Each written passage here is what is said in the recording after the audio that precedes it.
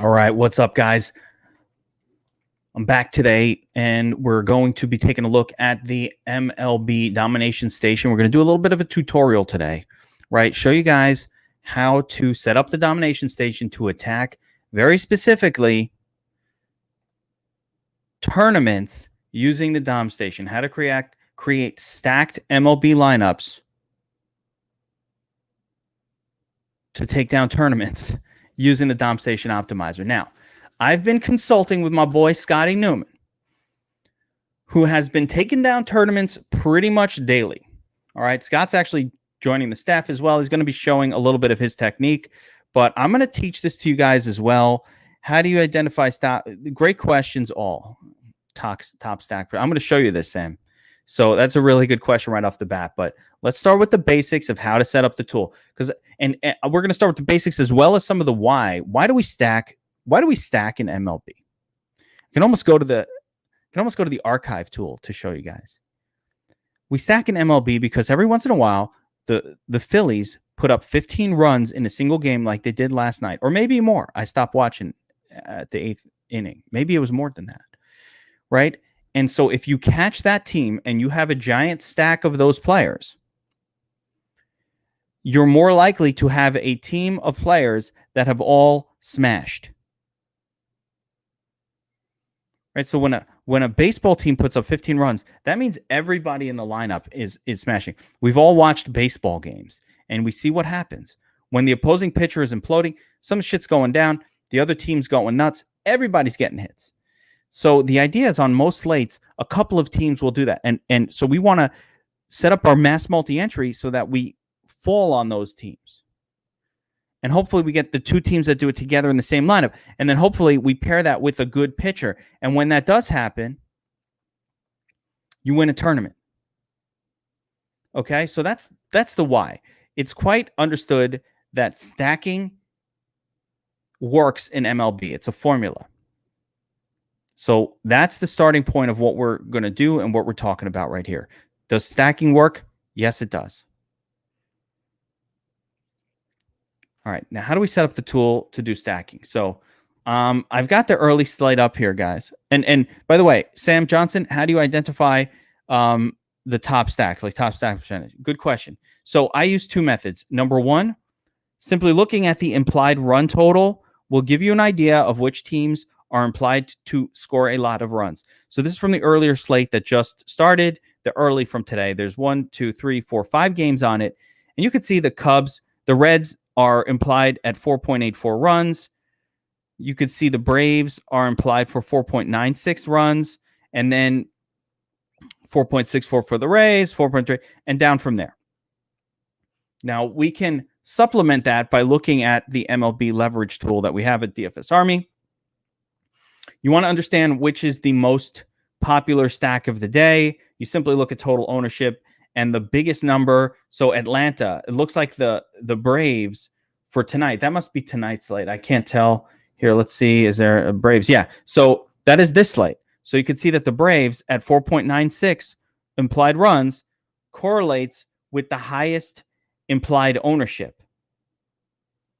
That will be the most popular stack. If you look at this tool, though, you'll note that that's the least leverage because they're going to be the most popular on the slate. So what I like to do is look for a combination of good but lower owned.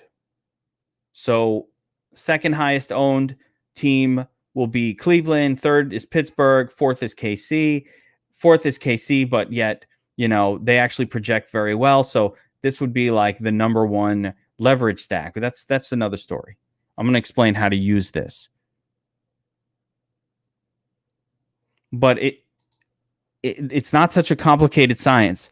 The team with the highest implied run total is going to tend to be the team that the field stacks the most of. Now you as a player can make a decision. Do you want to go heavy on the chalkiest stack? Or do you want to say, hey, maybe I'm going to play the slate where I just fade the most heavily owned team. Maybe that's my approach to DFS. Everybody has their own approach. My goal here is to show you how to use the tool, but your approach, you've got to craft that on your own. Some people want to fade the highest owned, other people want to not.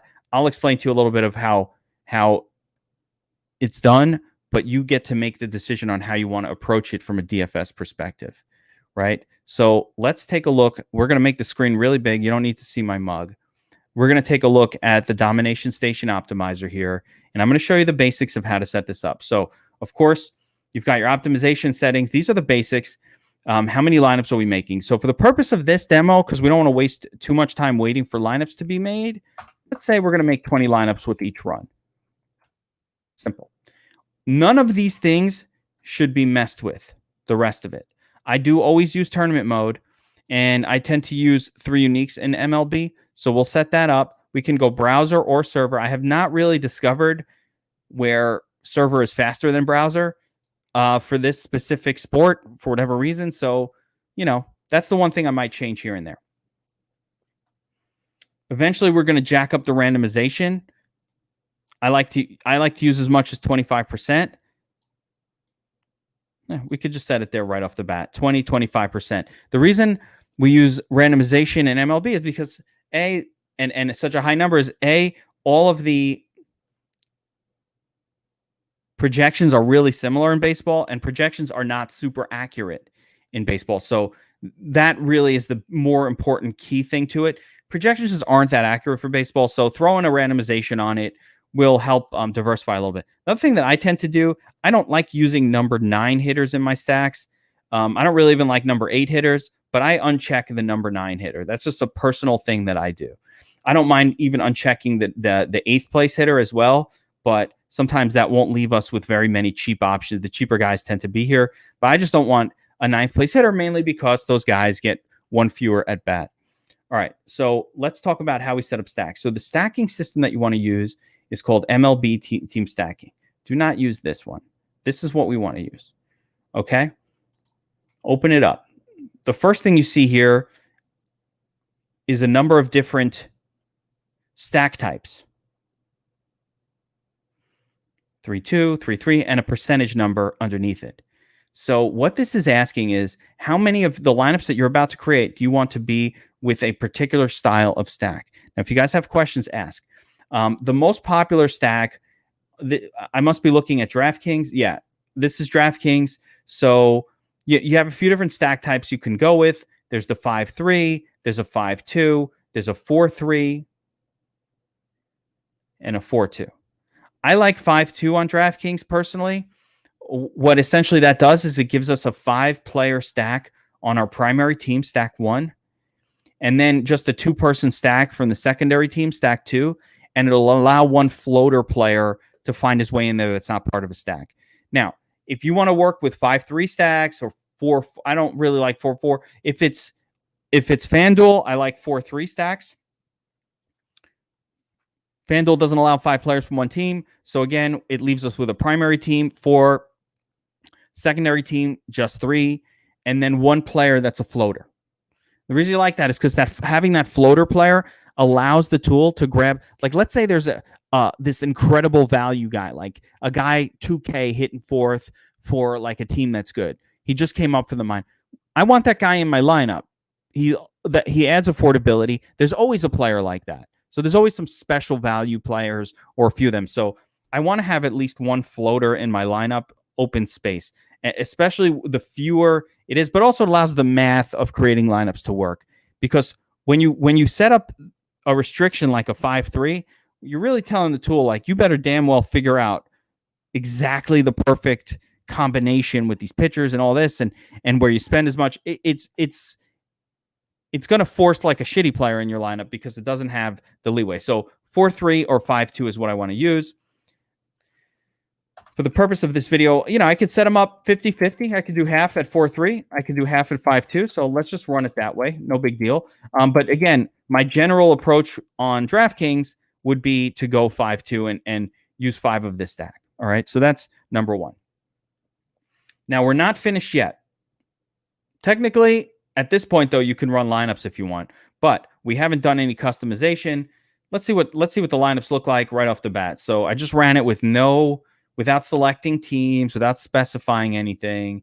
And let's take a look at what happened here. So it essentially gave me a 100% Atlanta stack, right? And we can see that it gave me Atlanta in stack 1, the 4-player, and then mostly Cleveland in the other stack. Now let's take a look at why that happened. Again, it's because Atlanta is the number 1 projected team and Cleveland number 2. We looked at this here, right? And we're getting Atlanta's the number 1 owned, Cleveland number 2 owned. So that coincides with what we see here.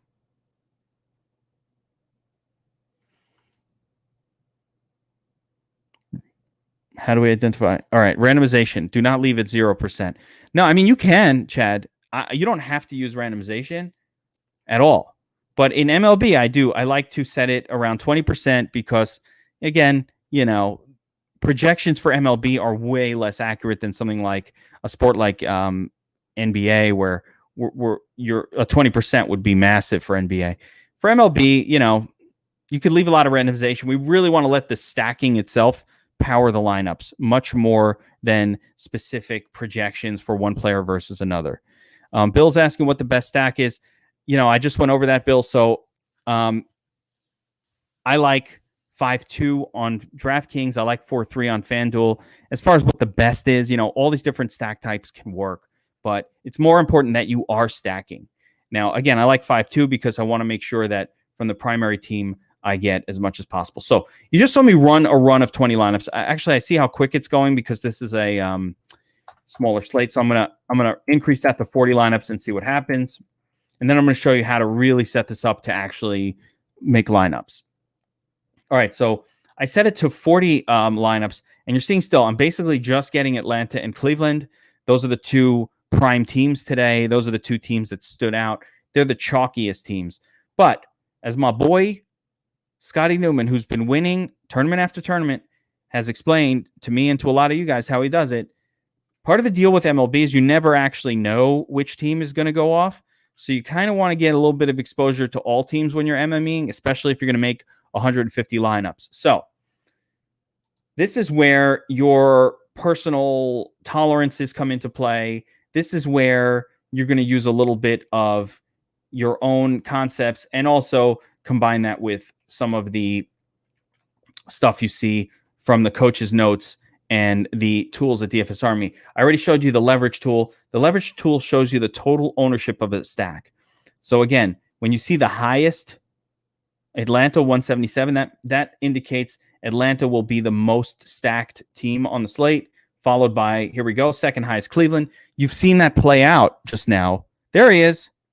Fucking GOAT is here himself. So Scott, we're going to use a little bit of your concepts in this demonstration video, but it's more about explaining how to use the tool and letting people kind of do their own thing. But I'll explain some of your concepts here. And if you want to chime in here in the chat, that would be great as well. But what I'm explaining here at this point is, so you can get your total ownership and you'll see which are the highest owned stacks just by using this tool right here. So it's Atlanta, then Cleveland, then Pittsburgh, then KC. If you go back over here, that should coincide to the highest implied run total and on its way down. So Atlanta, then Cleveland,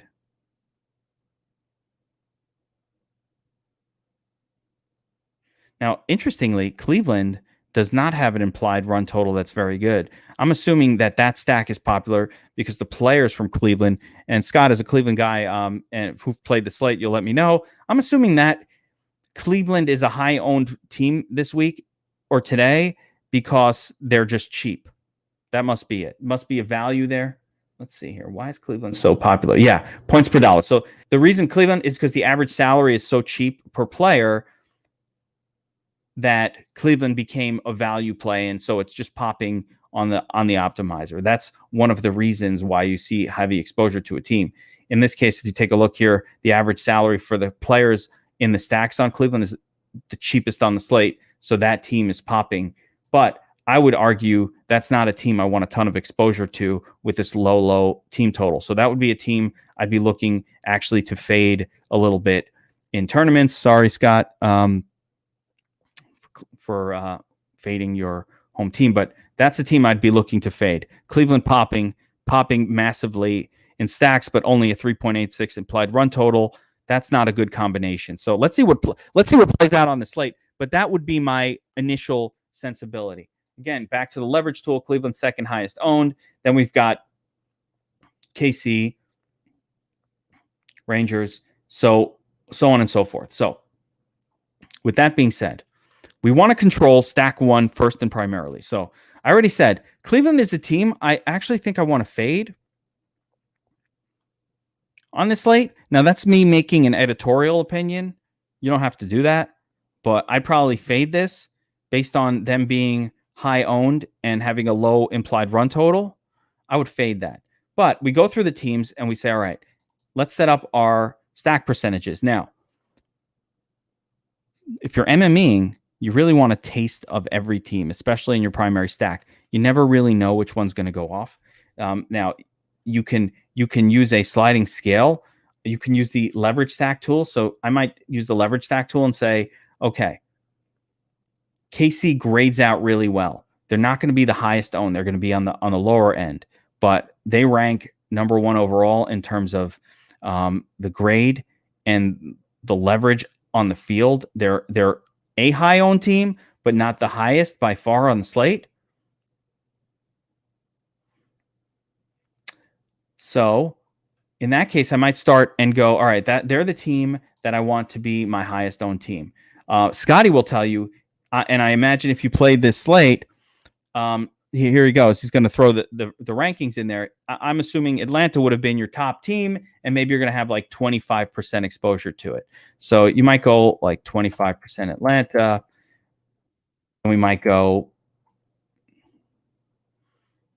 what did I say? I liked KC. Let's go 20% KC. Yeah, he's got Atlanta, Pittsburgh, Cincinnati. So here we go. I'm going to go with your number. Yeah, Cleveland last. There you go. I love it. So now, Scott, explain why you put Cleveland last on the list, because they're going to be heavily owned. Are you on board with this idea of fading them, even though they were chalky? I'm curious as to your approach. But let's say go. Now we start at 19%. Go in order. Pittsburgh will go second. I'll go in the order that Scott put up here because I didn't play this slate. So I'm just going to throw some random numbers on here, but there's actually a formula that you can use. Actually, Scott will share that with us as well, where it actually levels out and equals 100. So it's better to write it out. I just kind of like let it float a little bit. I got 20. I do it all in my head. Yeah, he's all right. 20. There it is. Okay. 20, 19, 15, 15, 15, 8, 8, 8, 4, 4, 4. So here we go. 19 will go. I'll do it according to your thing. Pittsburgh, Cincinnati, 15, 15. Chicago White Sox, 15. KC, Detroit, Tampa. So we'll go KC, 8. These are the meh teams. And we're only putting in any exposure to these guys with the goal of getting exposure to every team in a stack. So, and I'm going to leave Cleveland at 0. It'll just fill itself in for the last few.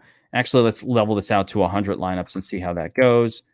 So I've now set up, I'm going to go 100% 5-2 as well. Let's see how that looks. I'm going to go, because this is DraftKings. This is really the best stack. So I'm going to go 100%. So what's going to happen is I'm going to end up with a mix of every team a little bit on this side, and we're going to let this side kind of float for now on this run and do what it wants.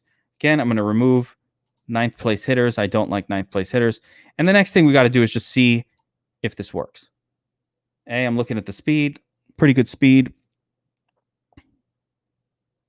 Yeah, there you go. So you're running 5-2 as well. Yeah, I mean, the recommendation is 5-2, guys. How do you determine percentage for each team? Scott actually has a formula for that, Alan. So Scott's formula looks at the size of the slate, how many teams there are, and it's a sliding scale based on the most popularly owned team all the way down to the least popular. But the thing is, each slate is different. So you need to have, you either can just do it in your head or you can make a list. Yeah, you could just make a list. So you've got to figure out, all right, divided by, you've got 100% to dole out. There are 1, 2, 3, 4, 5, 6, 7, 8, 9, 10 teams potentially. So if you did exactly average, you would do 10% on each. But since we don't want to do that, we want to favor the teams in good spots. You're gonna put a little bit more exposure on the teams in the best spots. And you can make a formula for each slate size based on the number of teams. Changes each slate, because this slate, there's 10 teams available. When there's a 10-game slate, you're talking about 20 teams. You've got to lower the numbers. When there's a 15-game slate, you're talking about 30 teams. So you gotta change the numbers every single time based on the slate size, right? So let's give it a run. Did I run this? Let's give it a run. All the teams are now set up in stacks, and I'm going to show you how this looks. So for the most part, what we're doing here is we're giving a little bit exposure to each team on the 5-player stack. Then we're letting the projections themselves determine which teams pop in on the two-player stack. So now you're going to see some interesting notes. First of all, let's take a look at team exposures. So even though, and take a look at this, even though we set Atlanta to 19%, you're seeing that Atlanta's showing up at 67%. And the reason is because when Atlanta's not the primary stack, they're showing up as the secondary stack. So essentially the better teams are showing up here. Now, interestingly, Cleveland also, a team that we kind of eliminated from the primary stack because they're not projected well, they are definitely showing up as the secondary stack, again, because they're the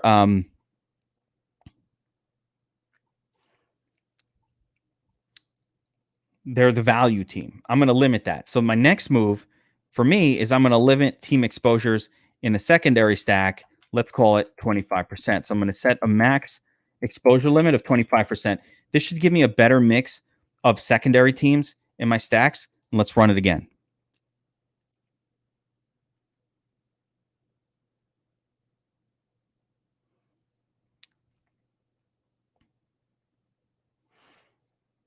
To answer for Scott, Sam, he pretty much does run them all.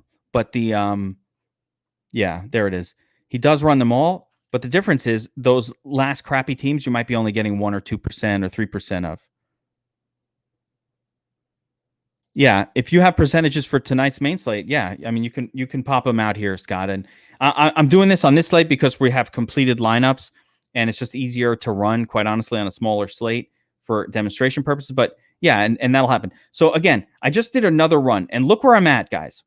We're at 25% 20% randomization.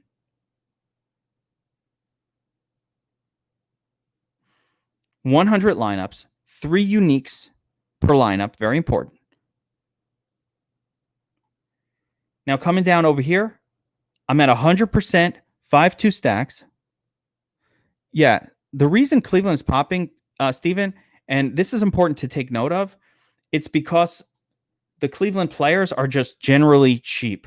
So if you take a look at the leverage stack tools, you'll see that the average price salary per player on Cleveland is $3,333, which in effect causes their value or their points per dollar to be the cheapest or the best value on the slate. So the optimizer wants to use those kind of players. They're the best values on the slate. The negative is, again, as we learned, Cleveland's implied run total is not one of the better ones on the slate. It's on the low side. So if Cleveland's going to be super chalky because they're cheap, in tournaments, I kind of want to limit how much exposure I have to that. I'd rather, hey, if Cleveland goes off and they have this great, all right, fine. Like, here you go. This is why. Because they have a catcher for 2K and they have an outfielder for 2K. These guys are so cheap that because projections are all similar in baseball, it's just forcing them into lineups. But what I'm telling you, this is not a good team. So you see, the Cleveland stack that we did rose to the top, the highest fantasy points per dollar. But this is giving you a mean projection. This Roberto Perez guy at 2K, he's probably going to get a 0. So you got to be careful with this kind of a stack, which is why I limited Cleveland. And you only see on the 5-man stack, yeah, only 3%. I'm getting a little bit more on the 2-player stack because I don't mind squeezing a couple of value guys into my lineups at 2K, fine.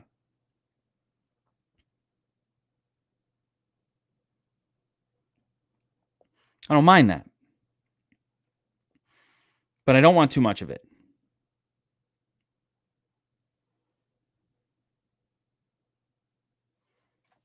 Hope that makes sense. All right. Here we go. This is Scott for a 9-game slate. So Scott uses a formula, and it's very simple. He's already broken it down. Depending on how many games there are, he's got a formula for exposures. We'll actually share that, but that's the simple approach that Scott's been using, guys. He basically created these formulas, very simple, based on how many games. The team he wants the most of, that's the top team. The team he wants the least of, the bottom. This covers, however, that's a 9-game slate. So that'd be that simple. It's just a formula each time. For the crappy teams, the 4, 3, 2%.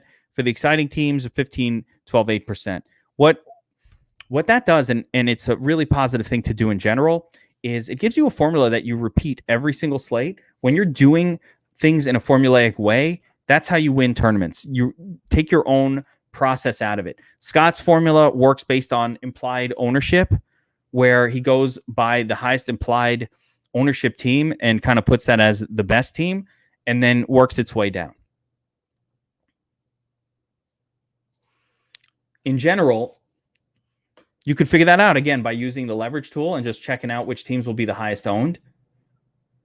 I actually prefer doing it just looking at the implied run totals. I think that's a more accurate method. So you just look at which one's the number one. It's the Braves. Who's number two? The Reds, because you can see 4.96, 4.84, and just go down the line. These two are the two best teams on the slate, followed by, looks like, the Rays, and then White Sox, Texans, just in order of the implied run total. That's a good, solid approach. Would you change your entry for single entry, double ups, triple ups, and hundos? Yes. So what we're doing right now, Chad, is we're doing an MME tutorial, mass multi-entry, right? How am I making lineups for attacking giant tournaments? You definitely don't want to do this for double ups and triple ups. Definitely not. Single entry, another story, because a single entry can either be a 50-person single entry is not appropriate. It doesn't narrow down what kind of contest you're talking about. When we talk about single entry, is it a 30-person single entry or is it a 300,000-person single entry? For a 300,000-person single entry, I will choose I'm going to choose, like, I might go with just the number one leverage stack, set that up, KC, 5 players, get 2 from like a chalkier stack or some other, and then, one lineup. But it's got to be heavily stacked. You're not winning a giant tournament. If we're talking about double ups, at that point, we don't have to stack it all. You just run the optimizer. You could take just the top projected lineup, or you could go to the cheat sheets and kind of look at some of these players that are individually being pointed out by the coaches as really good plays. So you don't want to use this approach for for double ups, triple ups, or small leagues, which I think should be the bread and butter of what you do. In that case, you don't need to stack. You just need a good team of good players put together and, try to be the best out of 30 or 40 people. I would not be heavily stacking that. And I'll probably just get in a small league, I'm probably going to load up on the chalk. Like if Atlanta's the team and Cincinnati's the second best team from implied run totals, that's what I'm doing. I'm just making a lineup with players from those two teams and trying to get the 2 best pitchers on the slate in my lineup. Yeah. What we're doing right now is really just an MME approach. So one of the things you want to take a look at once you started running these lineups, say, all right, I'm pretty cool with this. We're good. All right. We've got our team exposures where we want them. Again, Atlanta, best team. The one team, I'm not getting enough KC here because they're a top leverage stack. So what I would do, again, if I'm running real lineups, is I'm actually going to raise this up a little bit. I want a little more K sizzles in there, and I'll do that at the expense of like maybe some team that I like a little bit less. So maybe I'll go Minnesota down to 2. Maybe I'll go Detroit down to 6. Like I want to force a little bit of the number 1 leverage stack. So let me see if I got my totals correct. One very, very important note, guys. The totals for force min should not exceed 100%. So if I do quick math, that's 10, 25, it's 40, that's 59, 65, 69, 79, 84, 94, 96. So we should be good.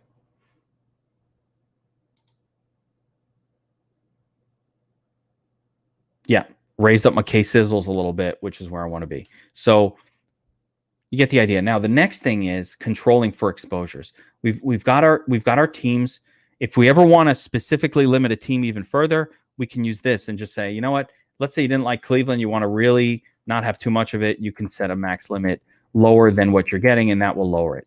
Another thing we can do, stack 1, stack 2. You can take a look, but I like to take a look at the combinations. This is perfect. So if you look at this tab right here, this stuff that you're seeing here, this is like really unique to DFS Army. No one else has this ability to limit how much total team exposure you have in the screen, to see which stack is going where, and to see these combinations and control them. So if I looked at this screen and I saw that like Cincinnati, Cleveland was like just the vast majority of stacks, or something is showing up too much as a combination, I can limit that. I can say, I don't want more than 5% of my lineups with these 2 teams. You know, you have a lot of control here in the Domination Station to control how things come together.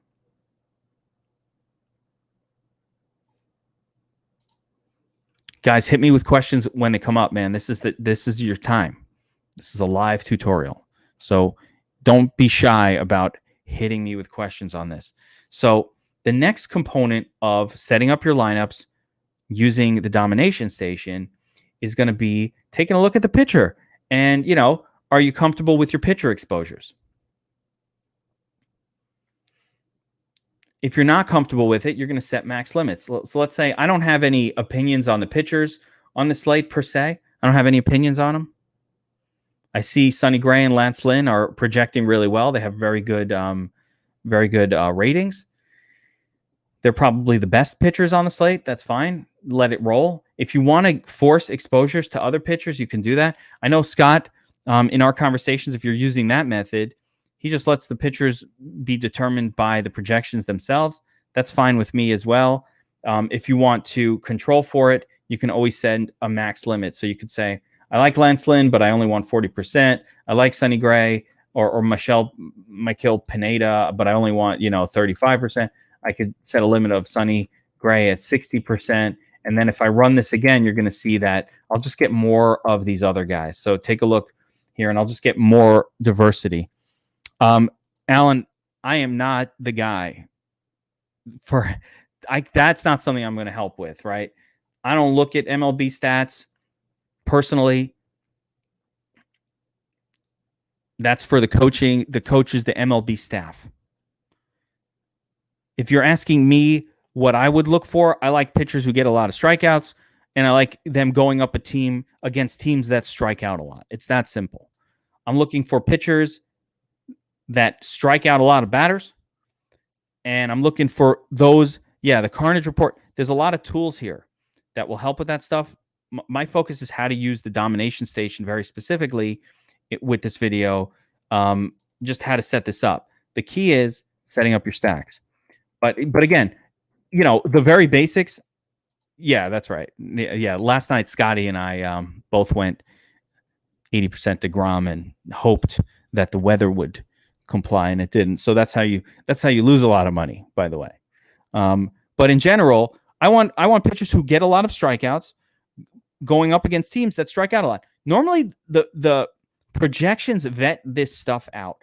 The other thing is you could go right to the cheat sheet, and this will be explained. So in this case, yeah, he loves Kyle Gibson. Who is this? Raz?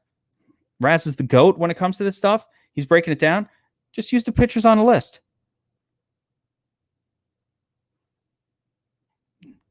Note, by the way, we have projected ownerships in there. So just use the pitchers from the list.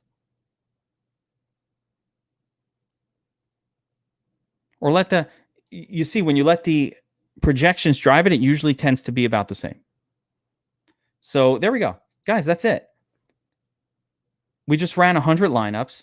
Every one of them is stacked. Every one of them has a real chance to win a tournament. Again, reminder, 2 stacks. I set a max limit on stack 2 of 25%. So we're going to get a little bit of mix on stack 2. It's only a 2-man stack anyway. On stack 1, we literally forced the tool to use a little bit of every single team on the slate. And we determined how much of them, by a formula that Scott's created that we'll be sharing with you guys as members. Are you going to be releasing the sliding scale? Yes. So Scott has that formula, and he will share his formula if you want to use it. You don't have to use that. You could do your own. Guys, I don't want people. I want to be clear. Let me put myself on screen so I'll get the seriousness. I want to be clear on this, guys. Everybody, you can come up with your own formulas for this stuff. Like I said, what one person does is not the end-all, be-all of what's going to take down a tournament. I think the philosophy of getting a little bit of exposure to every team is the right way to go for MLB. It's a philosophical. Yeah, don't ask him questions. Don't ask him questions 30 minutes to lock. My man is making lineups. That's a very important thing with the coaches too, guys. You want guys who are playing heavy. You want people on the staff that are helping you that are playing heavy lineups. They got to be able to play the heavy lineups. So let's not bother them 30 minutes to lock. Really important. But overall, okay, this is a good question. Yes. It will give us a few of those every time. Good question. So because of the rounding issues, we're going to get a couple of lineups that aren't 3-2. I'm only seeing, let's see if we could see any of them. Right now, I didn't get any in this run, but yeah, there's one. So every once in a while, it'll sneak a lineup or two in there. It's because of rounding issues. So when you limit 25% on exposure 2, for example, for whatever reason, there's going to be a rounding issue. I don't know why it actually does that, but it'll do it. But it should only be 1 or 2 out of 100. And I'm okay with that. For the most part, I don't mind having a couple floating lineups of that style. But if you don't want that, the general way to do it is you can make 105 lineups and then remove a few that you don't like. So, yeah, Scott's saying it's not a bad thing, but like it's okay to have a couple lineups that are unstacked. Usually if it creates, there will be times when it actually creates an unstacked lineup, but it's usually just one, and it usually has to do with rounding issues. Like this lineup here is not showing a stack, but it is. So essentially what's happening here is all of the players in the 4 stack have a color to them. In this case, you see this is that one where it only gave you the 5, but it didn't give you a second stack. But again, because Cleveland is so cheap, it actually just naturally put the Cleveland guys in there. But this is actually an unstack. So what you could do is just delete that one lineup. So what I did there, if you hit the trash button, it deletes the lineup. But yes, it does that. I'm not 100% sure why that does happen, but it has to do with rounding issues and like percentages. We set like max percentage on players. And the way we've set up the DOM is if it can't make a lineup, it just makes one anyway. In other words, if there's some parameter stopping it from making a lineup, that it's going to ignore that parameter. And we prioritize, I have this button up here, prioritize lineups above rules. And part of that, the way it interacts is they'll be like 1 or 2 lineups maybe that wind up unstacked because there's some conflicts in rules or forced mins or maxes or something like that. So you could just delete that lineup or just play it. Again, Scott says it's not a bad thing. You could play that lineup. But I don't like, if it's completely unstacked, I won't play it in a tournament. I'll just delete it. So, but it's usually, one nice thing is that lineup will almost always be the first lineup you see. Unstacked means the highest projected, which when you naturally add stacks, which is something that will essentially create a limitation. It's not the highest projected, it's the stacked. So that usually shows up first because it gives you the highest projected lineup, number one. So what you could just do is delete that one. Build one extra lineup, no big deal. I want to, let's see, what other items here can we talk about? So we controlled for exposures. You can control for exposures right in the screen. Again, one of the things I like to do, I go through the whole slate, and if I find like a player, so Jose Ramirez is that guy, right? I'm getting, again, 40%. He seems to be projected really well for Cleveland. He's not cheap, but again, he's a player on a team that's not projected to score a lot. But Ramirez has a great projection. I'm going to look at this and say, you know what? I don't want 40% of this guy, right? So again, if I'm making real lineups here, this was a real slate. I wish it was, because it's more fun to do this and then enter these lineups and see what happens. It's just a weird time of day. Like normally when I do these, I try to do it for an actual slate that's coming up because fuck it, might as well put the lineups in. Right now, I'll never see if these lineups we're making are any good. But what I just did was I set a max limit on Ramirez. And now you see I'm not getting like a ridiculous amount of this one guy. So I've now limited the Ramirez, and I'm getting this other guy in here, Ke'Bryan Hayes. Let's see why. Yeah, I don't know why, but Ke'Bryan Hayes. But nonetheless, you could set your limits on these guys that aren't part of stacks. So he's also not part of a stack, so I might also set him at 15. And again, because what I want to do is the one-off, I want to mix it up a little bit. I want to make sure that I'm getting a nice little mix of players. I don't just want it to be one guy. Because then if that one guy doesn't do anything great, a lot of times to get the one-off, what you might do is, again, go to the sheet and say, oh, there's like one player that really stands out. 7-inning game, like what the fuck, dude? There's 7-inning games. What the hell's going on in MLB, right? But I don't like the 7-inning guys. So that's another one. Cleveland, it's a 7-inning game. Dude, Scott, where are you at? So here, now I understand why the fucking projection is so low for them. So now what I'm going to do is unfriend that entire team. Now I decided I don't want anything to do with them. Fuck you and your low implied run total. I'm unfriending you, 7-inning game, right? So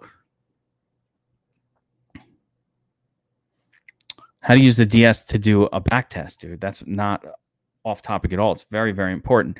So we'll go into that in a second here, because that would be part of this tutorial, is learning how to use this. But notice what I just did. I just realized, okay, this game is only 7 innings. Fuck that game, right? I don't play that shit. So 7-inning game, you're out. I just pulled that team completely. So now it's going to change my approach a little bit, but overall, you get the idea here. In the end of the day, you're just running stack lineups, and you hope that this combination that you get of the two teams is the right two. That's it. Yeah, I know. It's a doubleheader rule. Stupid rule in MLB this year with the 7-inning games. It's just stupid. But, you look at these combinations. Again, last thing might be, hey, I've got 18 combinations of Atlanta, Chicago. That seems like a lot. So maybe I'll go and set a limit on that. Force them to switch it up a little bit. I don't want 18. So I can run it again with those max limits, and let's see what happens. I love how fast it's running right now. Okay, so teams, stacks, combinations. Look what I did. I've leveled it out, mixing them up better. I want a good mix of teams. Yeah, there we go. Yeah, FanDuel slate didn't have the doubleheader. I haven't been playing on DraftKings as much as FanDuel either. All right, so let's go, Chad. Off-topic question, but it's really not. How to use the backtest mode? Backtest is very, very important. You want to test these strategies out, right? So we just taught you a strategy for MME. So now, how do I know if it's good? Well, go back to previous slates and test it out. Now, how do you do that? Click on backtest mode. Choose your site that you like to play on. Choose your sport.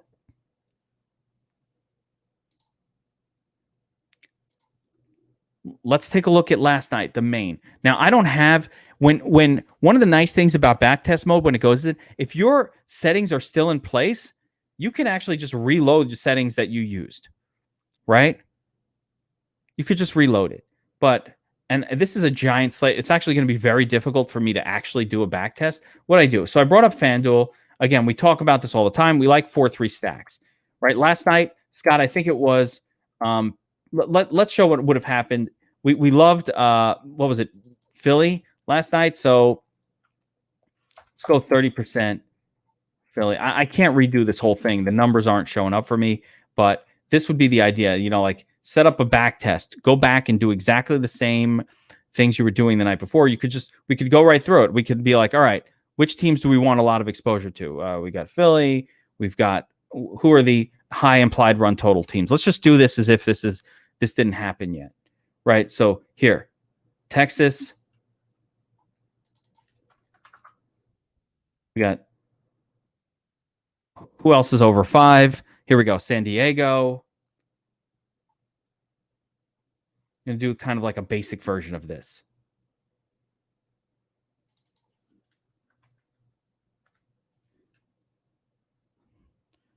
We got the Yankees here, 4.9. I'm just looking for the high implied run total teams. The Braves, Yankees, Braves. Who else? Oh, Phillies. We already talked about them. All right, let's add in the Yankees and the Braves. Okay.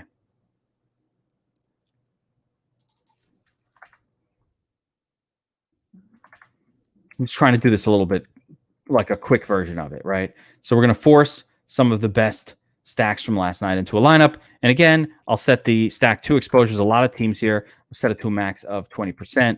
Let's run, let's say, I don't know if I'm going to be able to pull off 150 lineups here. There's a lot of teams on this slate, so it might run pretty slow. I'm on FanDuel, Scott, but let me just like run this thing, right? Yeah, it's going to be slow. It's going to take forever. There's a lot of teams. So, but I'll show you guys what to do on the back test and how to really utilize this. You want to be back testing your approaches constantly so you can have confidence in them. Here's another team like the Reds. If I did this right, we would get a lot more teams in it.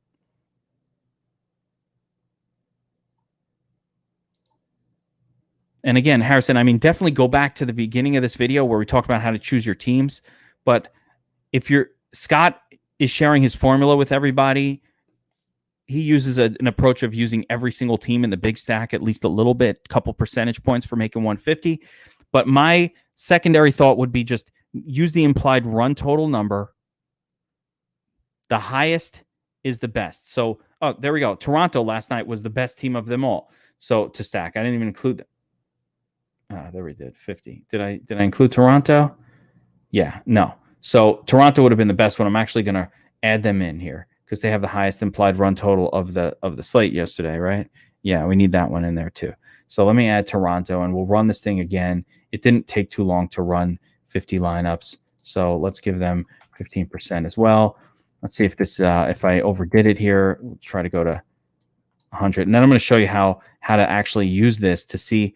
Now, I don't know how many people know. We got to uncheck. Actually, let's do one other thing. Abort this.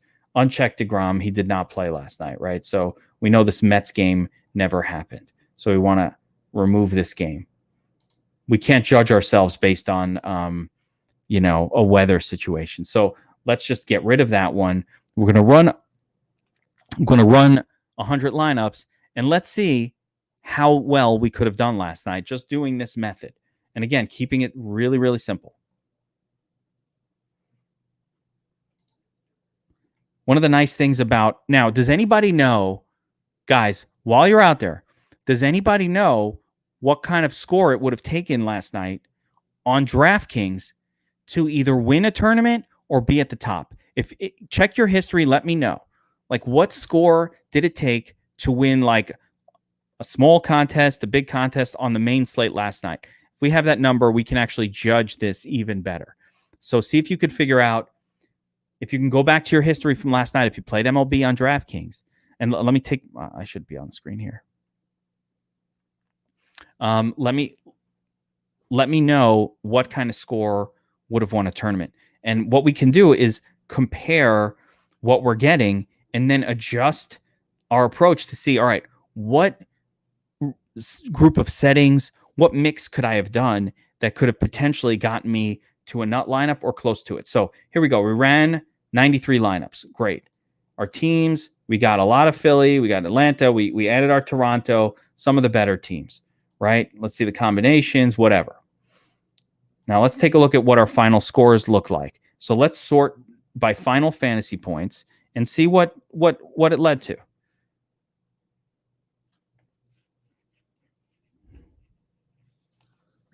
So what I'm seeing here, the best lineup that we came up with, 303 fantasy points. Wait, what the fuck? Dude, hold on a second. So, all right. So here we go. This is crazy. Scott, look at this. On the $1 mini max, guys, 3K5, not MME. Yeah, I mean, like, look at this. All right. So check this out. This is going to blow your fucking minds. Now, Jamison Tallison, apparently, did he score 55 points as a pitcher last night? Because this guy is like showing up like crazy. I didn't watch, but he was. Look at this top late slate was 135. What the fuck? 135? No. All right, so look at what happens here. If you just ran this tool, I didn't do anything, guys. Wait, let me put my face on screen because I'm pretty fucking impressed by this. I didn't do anything. All I did was exactly the system we said. Take the highest projected IRTs, set them in the first stack, set the second stack at 20% max. I ran 100 lineups. Look at what the top lineup that it produced was.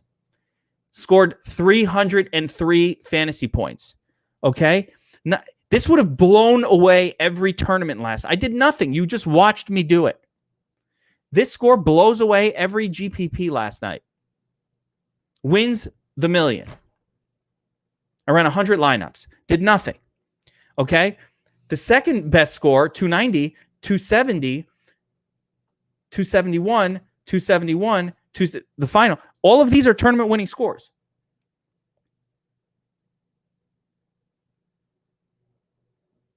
This one, a 269 with the pitcher only scoring 13.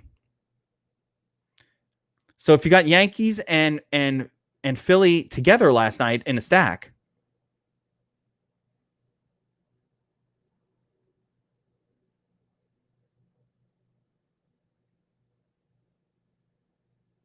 (4-3). This was FanDuel last night. Oh no, this is FanDuel. Hold up, guys. You guys are giving me DraftKings scores. Like, I was like, what the fuck is going on? All right. You threw me off there. Can you go and look at FanDuel and tell me what the winning tournament was? I'm like, wait a second. These numbers are way too much above. Yeah, I agree as well. But Scott, do you know? All right, what score took down the tournament on FanDuel last night? Because that you guys were giving me DraftKings numbers and we blew it away. I'm like, wait a minute, that's fucking crazy. So what are the numbers that are actually winning FanDuel tournaments last night? Because I just got excited about something that wasn't correct. Yeah, all right, there you go, 295. So the squeeze is still a tournament winner. There we go.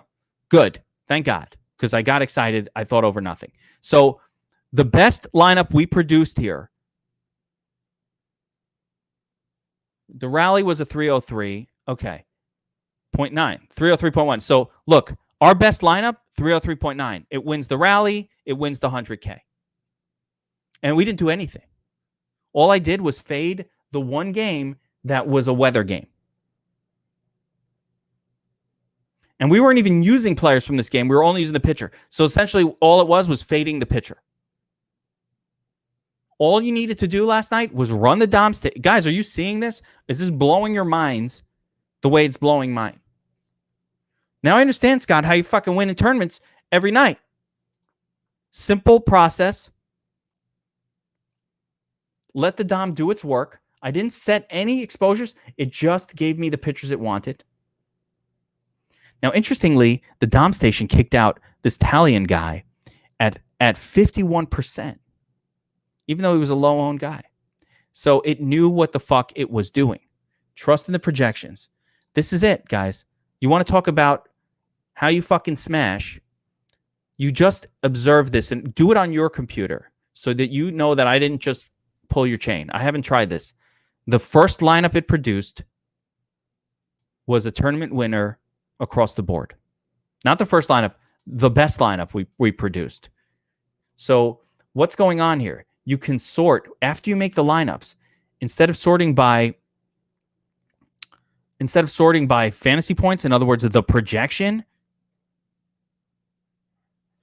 you just sort by final fantasy points, which gives you the actual final score of the lineup. And again, as you see here, that's a tournament winner right there. The next best was 290. So if you don't hit this one lineup for 303, you're not winning tournaments. The 290 is a good score in a tournament. It doesn't win one. Is your pitcher the most important player for any contest? Speaking about DK. What do you mean my pitcher? Is your pitcher or your picture? My picture or the pitcher? So I'm going to say, assuming you mean the pitcher, that no, because while the pitcher is very, very important and you better get it right, the pitcher is going to be fairly high owned. You've got to get the pitcher's important, but I think the most important thing is if the Phillies are going to score 15 runs, that you have the Phillies.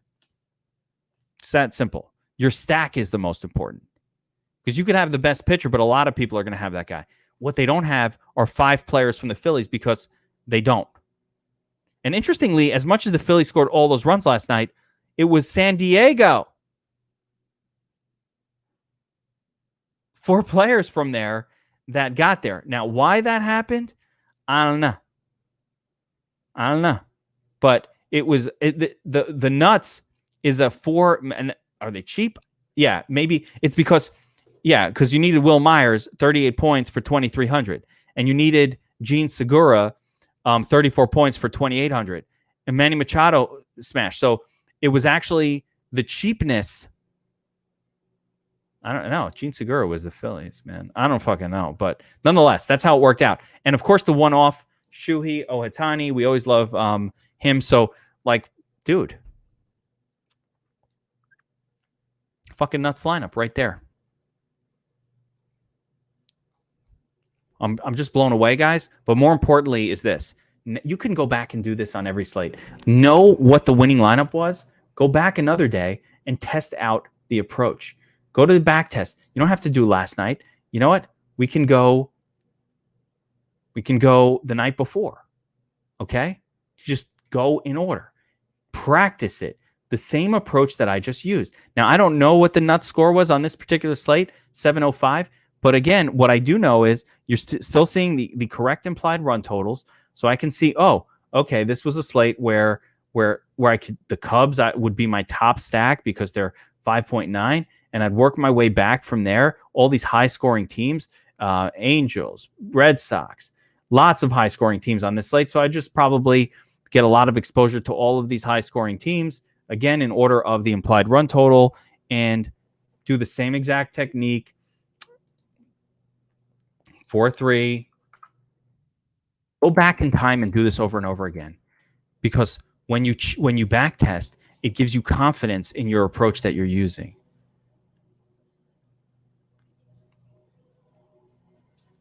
So then you feel what Ohtani had 12.7. I already scrolled away. I scrolled away.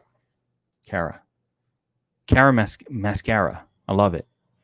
I want it to be Cara Mascara, not Cara Massacre, because it rhymes.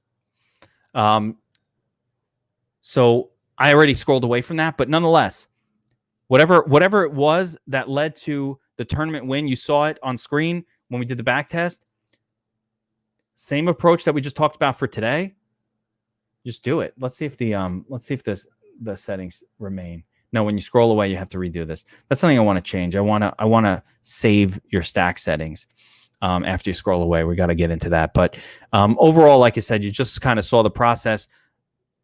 I want you guys to go and test this, back test it. Go back the last 10 slates, fuck around on the Dom. The important thing to note is go back in your personal history so you know what the tournament winning scores were, and then mess with what we just said, even with the benefit of hindsight, to try to see, run lineups again and again using the stack settings. Try to achieve the nuts lineup, right? Sort by Final Fantasy points. The top score will, you look at this score right here, which is the Final Fantasy points number, and say, all right, that was the best line. So if we just ran blind lineups last night with nothing else, this is again back to yesterday. I only ran what? How many lineups do I have here? I ran 14 lineups. Unstacked.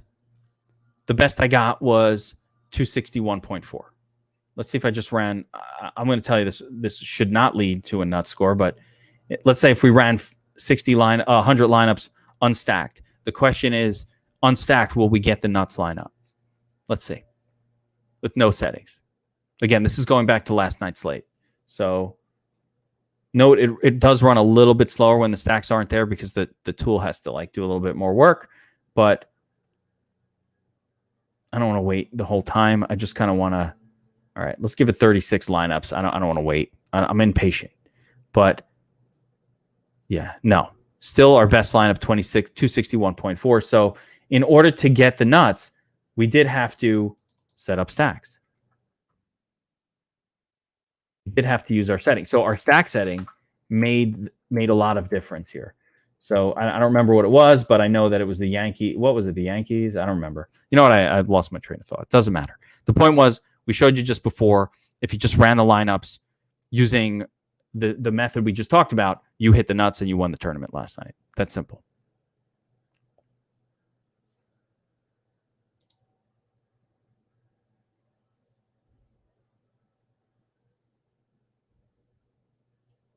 Oh, that would be interesting. So you're saying that here in the calculation of Final Fantasy points, Ohtani's total fantasy points is incorrect at 37, and therefore you're saying this would not have led to the nuts?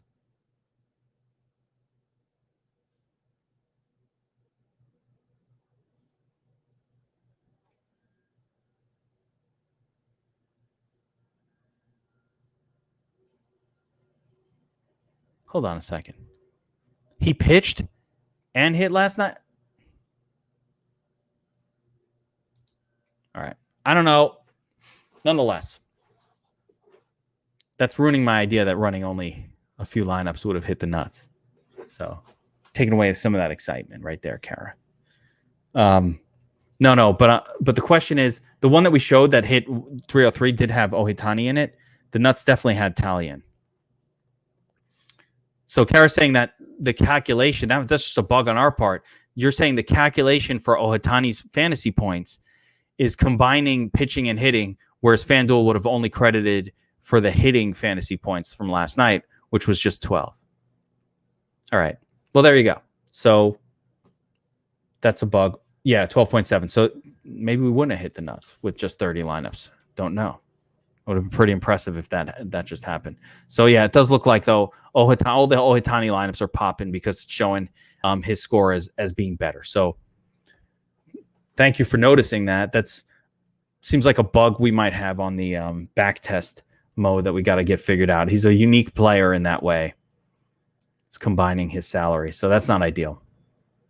You know what? Here's what we do. If he wasn't in the actual nuts lineup, let's see if we just remove him. This is just getting away from the whole point of all this anyway, but I'm going to pull him out of there. I have to reset up all these stacks again, but, you guys saw what it was. It was Toronto, Atlanta, Yankees. So, all right, let's go. 30%. The Philly was the most popular last night.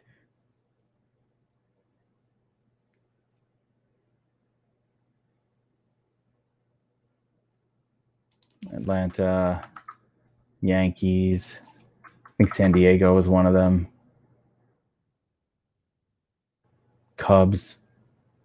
Yeah. Oh, this one, Texas.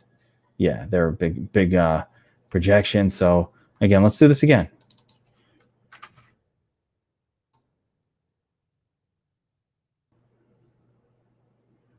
New York Yankees, San Diego.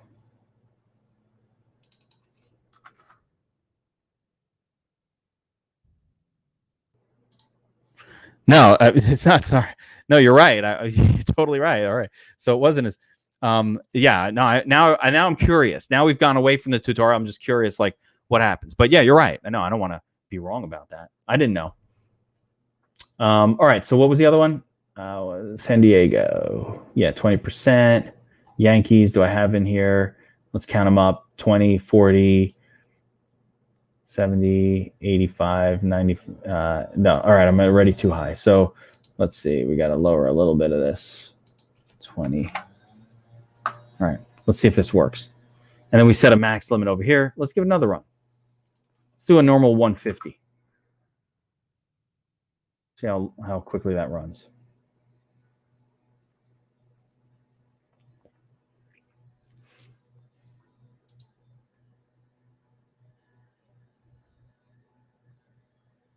Oh, there you go. So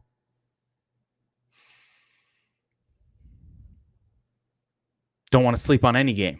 I think it's more like, I guess it doesn't matter. It's taken away one at bat from each hitter, these 7-game slates. I think it doesn't affect the pitcher at all because the pitcher has a higher chance of pitching a complete game if it's just 7 innings. I'd almost prefer a pitcher in a 7-inning game. I mean, I don't know how that's looked at.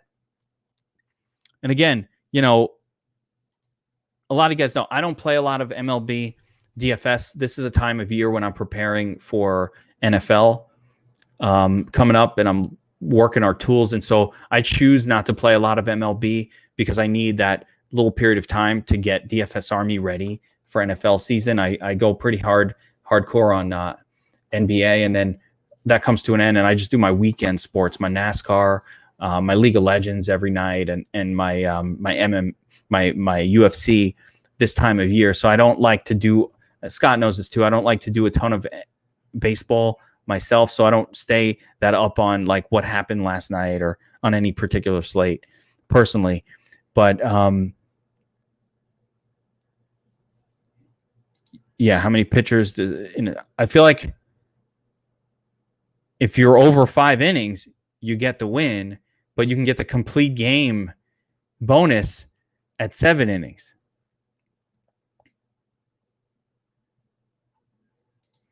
What would Scott's percentages on this back to? I was just when you say 30%, I think Scott, can you show what your numbers were for specifically for Philadelphia last night? Like, what were your numbers on this slate from last night? We're looking at FanDuel, I think, so it's appropriate. We talked about this last night before the slate. This is going really slow, so this ain't working for me. I think server is actually slower. Yeah, it's bizarre. Server's actually slower than browser. But yeah. Scott, what was your numbers from last night's slate from this one here that we're looking at? So it was you and I talked about it before, but I believe that Philadelphia was the highest. Even though they didn't have the highest implied run total, they were implied for the highest ownership, and that's where the focus was. But it probably, yeah, he had 14%. Was that one of your higher ones?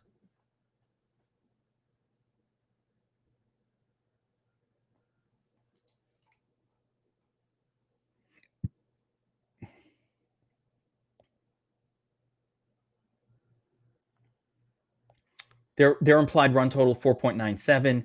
You know, there's a team here, Texas, with 5.15, 5.06. So these other two teams would have been 1, 2, then 3, then 4 to the Yankees. Oh, no, the highest being Toronto, actually. So I put all these teams in there pretty heavily in the stacks for this run. I just want to see how this one turns out. I'm going to give it this time. Oh, for you, Philly was your top owned stacked. Okay, so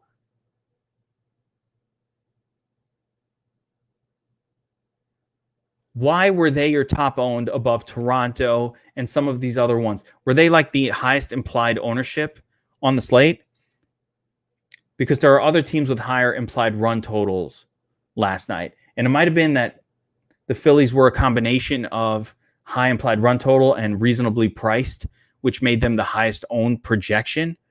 I don't know like what caused them to be projected as the highest owned team on the slate last night. Again, I actually played it. Yeah, here's the order. So you went Philly, Toronto, Cincinnati. So interestingly, it wasn't directly in the order of highest implied run total, but rather highest implied ownership. So that would have been for us using the leverage tool and just going down the list of the highest implied run total and down. Remember, we have total ownership numbers. So if you open this in Google Sheets, you can actually sort it pretty easily. But nonetheless, you just see it. Today, it was Toronto or whatever for the current right now. It's Toronto. So this would be the team you'd have the most of, followed by the Phillies, and so on and so forth on this particular slate, which I assume is tonight's slate. Can't say for sure.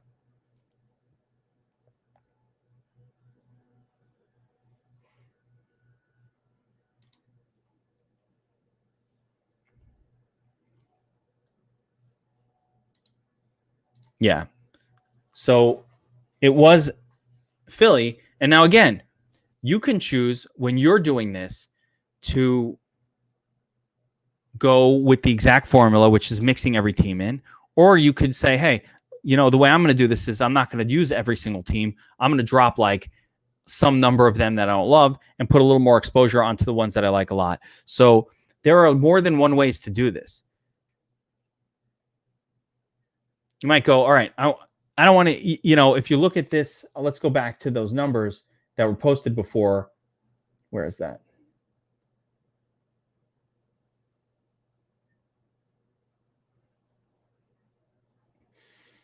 Kind of look at this number, right? And you say, all right, my highest projected team here, this is a 1, 2, 3, 4, 5, 6, 7, 8, 9, 10, 11, 12, 13, 14, 15, 16, 18 teams, a 9-game slate. So you might say, you know what? I'm going to do this approach, but instead of like putting these 2s and 3s on there, I'm going to eliminate like the bottom 5 teams, right? And that gives me an extra 3, 6, 9, 11, 13% to allocate. So then I might, instead of 15 on the first one, I might say, all right, let me go 20%. Let me go 16% on the second and 10% on the third. Allocate it to your chalky top teams so you get a little bit more exposure to those guys, right? There's a lot of different ways of doing this. All right, I'm going to stop this run here. It's just moving way too slow at this point for me to get to 150. I just want to see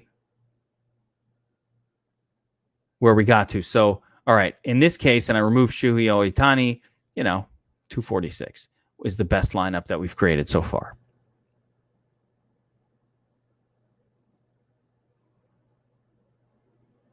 And I think the negative is, even though we have these Philly stacks here,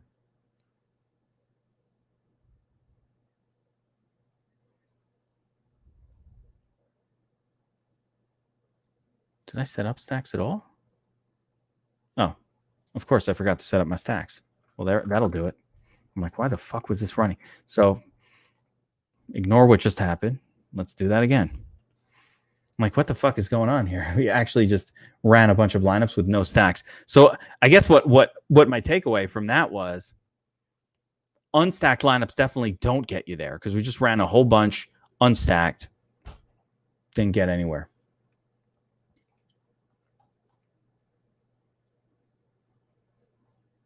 Yeah. Let's get that out of here. I'm just giving it another shot, guys. More questions, bring them in as we're doing this. I was like, oh, why is that running so slow? Now I see why, because I didn't have stacks set up.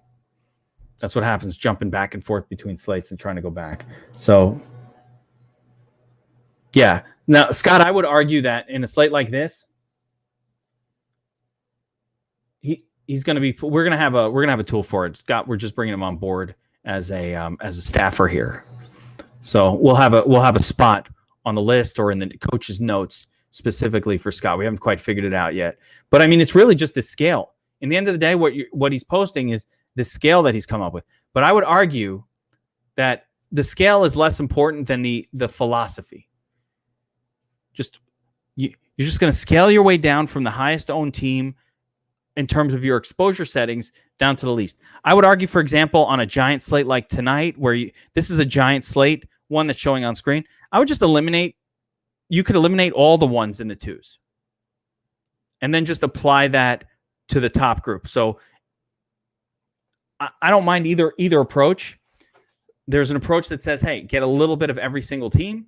And there's another approach that said, what do I need? One lineup with that one team? Fuck it. I'm just going to eliminate the ones and the twos and kind of apply that extra firepower to my top stack. So, just do the top 1, 2, 3, 4, 5, 6, 7, 8, 9, 10 teams instead of doing all, 20 teams or 30 teams like you might see in this list. So everybody has their own approach. I don't think it's a necessity to get a little bit of every single team. I think it's okay on a giant slate. Like if somebody's going up against DeGrom, I don't necessarily need to play the batters who are, going up against an elite pitcher unless I want to. One of my favorite tournament approaches is finding a chalky pitcher that I don't think is particularly good and stacking the team against them because no one's going to use that team. That's the leverage concept. And again, you can use the leverage tools. You can get the total ownership. There's so many ways of doing this. Most important part is the formula of setting up the DOM to do the actual stacking. And just before you saw what happened, I forgot to hit 4-3. And so what wound up is I ran a whole bunch of lineups, but they weren't stacked. So I was like, why is the scores pretty shitty? That was why. So let's see what happens here as we run the lineups for last night. I removed the Shuhei Ohtani cheat code. I'm just trying to see what the best lineup we can get is relative to what tournaments were last night. So again, I don't know, but let's see what happens. More importantly than anything else, here it is. So yeah, 281. So a pretty good score. Not a tournament winner on this run here, but a pretty good score. And if I go through the players and I go through everything, I might find, oh yeah, it's because, yeah, there you go. Because you're loading up on this Freddie Freeman guy. He probably didn't have a great game. He's like a one-off guy. Let's see if I can find a Freddie Freeman lineup. Did he have a good score? Yeah, he put up a 0, and I got a ton of him, right? So that's why. So he was popping on the projection. But what I do when I'm running lineups is I don't want to have 46% of any one player. I don't allow it. So with something like that, I would have put a 20% or an 18% max on him anyway. If I'm running lineups, I go through them. It's like, all right, unless they're part of a primary stack, I don't want. Yeah, here's another guy, Fernando Tatis Jr., 50%. Now San Diego is an important stack for us, but I'm not going to be 50% of any player for MLB. So I'll set a limit there of 18%. I don't know if he's one of the better scorers from last night. Doesn't even matter. Let's see if he shows up in good lineup. Yeah, he did have a pretty good score, but nonetheless, and he was popping, but very expensive player. And I don't want to have 50% of that. You want to get, actually the better way to handle this, because he's in some stacks, is, yeah, you want to set like a 30% max or some limit like that on a guy like that. And again, other players just popping a little bit too much here, specifically Aaron Judge. I don't know if Aaron Judge had a good night or not. Looks like he did. I mean, good job on the projections, but I still wouldn't have had him 63%. That's very, very high exposure. So want to control for exposures. Here's another one, Acuna.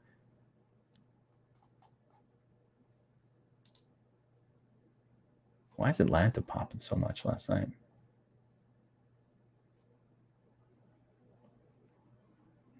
Decent, but not that great. Anyway, you get the idea, guys. I don't want to go through it too much. That was top 10. Okay, so if that was top 10 in the 444, there you go. That's a great situation. So this, you're saying 281.4 would have been a very good score last night. That's what we hit without really doing much. So that's awesome. By the way, that shouldn't always happen. Part of the deal is you want to go through it and figure out. That's what you use the backtest mode for. What I'm using it for is to say, oh, wow, yeah, I should really go through. And, if somebody like, some random guy is popping 50%, that's a lot. Like, that's too much. Freddie Freeman, at 46% for an expensive guy, like, no. All right, projections like him, fine. But if I set a limit here, like, I'm sure if I run this now, we'll probably do even better on our top score. So I also didn't let it run the whole 150, but we'll probably do even better. So you see here, the tool does most of the work for us, but we have to make sure that we're building the stacks the correct way and let the tool do the work. I didn't even do much with the pitchers here. It's just like, let it roll. Again, if a player's popping too much, we might set some limits on them, but you don't want to go too crazy. Again, if you guys played NASCAR on Sunday, like the 7th lineup generated was the nuts. It wasn't that hard. Everybody won. Use the tool, let it do the work. Set up these stacks in baseball and just let it do the work, and stick with a dollar amount that works for you. So if you're on FanDuel, there's a quarter game, a nickel game, a dollar game, whatever works for your budget, for how much you allocate to DFS. Understanding that most nights is probably going to lose. And on FanDuel, there's a 50-cent one. There's, you have MME opportunities. You don't have to spend $15 an entry. Use the tool, use the back tool, test tool, get confident, then use it going forward, win some money, and then increase your bankroll allocation after you win some money. Like, win a 50-cent tournament, win that $500 or the $1,000 that you get, and then you could say, all right, now I'm going to the dollar game. Now I'm going, win a dollar game, win a $20,000. Let your bankroll naturally grow. Winning a few of these. Kara, I need to know, is it Kara Mascara? Man, I want it to be Mascara. It's so fun. Massacres. Well, a little scary. All right, so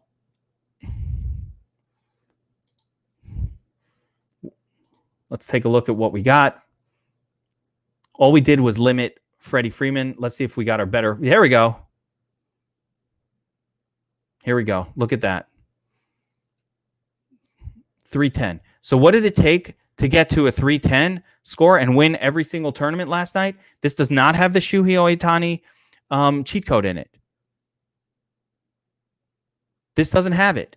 Look at this. We got to 310, guys. All we did was say, hey, why the fuck is Freddie Freeman popping at 50%? That's too much Freddie Freeman. Fuck Freddie Freeman, right? Set a max limit of 20%. Didn't eliminate him. I did what I would do on a normal slate, which is, I'm getting way too much of this guy. Let's lower that a little bit. And all it took was that, and we won every tournament last night. So I'm excited because we got back to the 310 score that took down tournaments last night. That's fucking awesome. Yeah, 295, Bink to 444. Again, it's hard to believe, like, when you're looking at this. We didn't do anything just now. We just set up some stacks. Let's look at exactly what we have going on here, guys. Let's go back and look. I got 3 uniques, 150 lineups. I eliminated a game that had a rain out. I set up stacks very specifically looking at who the highest implied run total teams were and just set numbers on them. Or you could go by ownership like Scott does. I did not mess with trying to force all the little crapola teams 1% or 2%. I didn't bother with it. On the second stack, I didn't mess with it at all. All I did was set a max exposure of 20%. Remember, this is a lot of teams, so 20% is plenty. Did not mess with the pitchers. Didn't mess with the exposure settings at all. The only player that I sent a max limit on was Freddie Freeman because he was popping 50%, and that seemed ridiculous. That's it. We ran the lineups. We destroyed the nuts.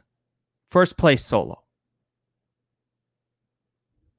Will that always happen? No. Go back. 5 days beyond, when you have time, this is what you should be doing in your time. This is what I do for NFL every week.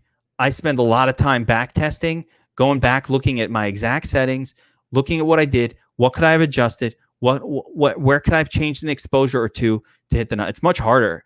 NFL is so much harder, but I do that every week in NFL. What can I glean from last week's information in hindsight? And if you train yourself to do this every single day, you're going to get better at DFS. It also means that you give a shit. And that's really, really important. Like, people who do this, one of the things I say about everything in life, guys, and we're going to get a little philosophical right now because we're hanging out on a live stream. I haven't done this in so long. I love it, by the way. I miss you guys. My solo streams, fucking miss it. One of the most important philosophies, you got to work harder. You got to go a step beyond what your competition is doing. So, like, if your average person is not backtesting, and they're not, because they don't want to, they don't care. They don't care about what happened yesterday. They only now care about tomorrow or today. But the person, when you're backtesting, you gain the confidence in your approach. And you also gain the confidence, like, all right, what could I have done differently? Oh, wow. Now you won't be afraid if you see one player popping that, like, is out of the blue. Like, why the fuck he's not one of my primary stack guys? Like, why is this guy? He just has a really good projection. Fine.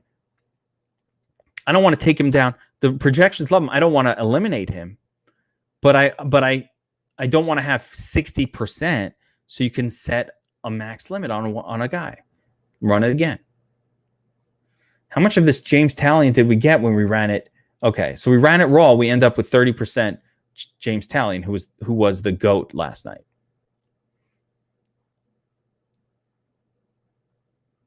Aaron Nola did fine as well. So the well-projected pitchers did fine.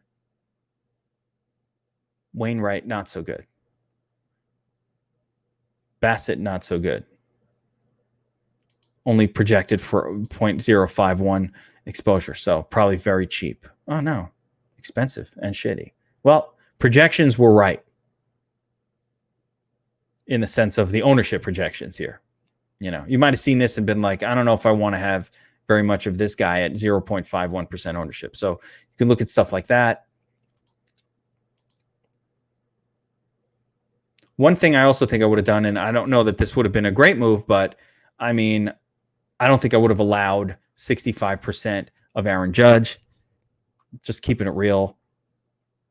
I'd probably like take that down to about 30% or something like that. Harper, I would have left in there because he's just massively projected for ownership anyway. But, you know, are we getting a lot of Yankee stacks? Yeah, 40%. So that's why. Actually, I wouldn't mess with that too much because you don't want to, if they're part of a very big stack, you don't want to mess with it too much. I'd probably go like, all right, 40%. All right, fine. Was he even in the nuts lineup? Let's see. Yeah, he was. So you don't want, you know, if I eliminate too much of that, it'll probably, not that he scored very well. He scored well. You get the idea. All right, guys, I'm going to shut it down here. It's an hour and a half live stream. Hopefully this was helpful.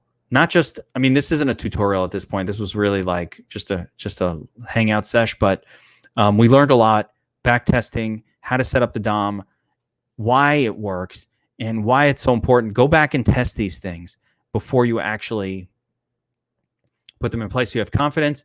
And finally, as always with tournaments, be careful with how much money you're allocating to tournaments. It will wipe you out very quickly. So you have to really be aware of that and put in a dollar amount that you're comfortable fucking around with. Again, on FanDuel, there's a nickel game. You could play these for $7 total. And the prize is $500. It's not bad. Play the nickel game. Don't be shy. Play the quarter game. It's $37 to max it. No big deal. Play that. Learn to MME. Learn the process of editing your lineups. All of those things before you start jumping into the $4.44. But as you said, Kara, we definitely would have won the 444 just running this last night. So pretty freaking awesome, to be quite honest, if I'm being honest. Like, wow, a 310. What's the second best? 281. So it's just one lineup that got there. This was that one we hit earlier, 281, top 10. But it was just the one lineup, and that's basically how DFS goes. It's that one lineup. If you would have only made 120, you might not have hit it. It's that one special one. That's why we make a lot of lineups. All right, guys. Good stuff. We'll see you next time.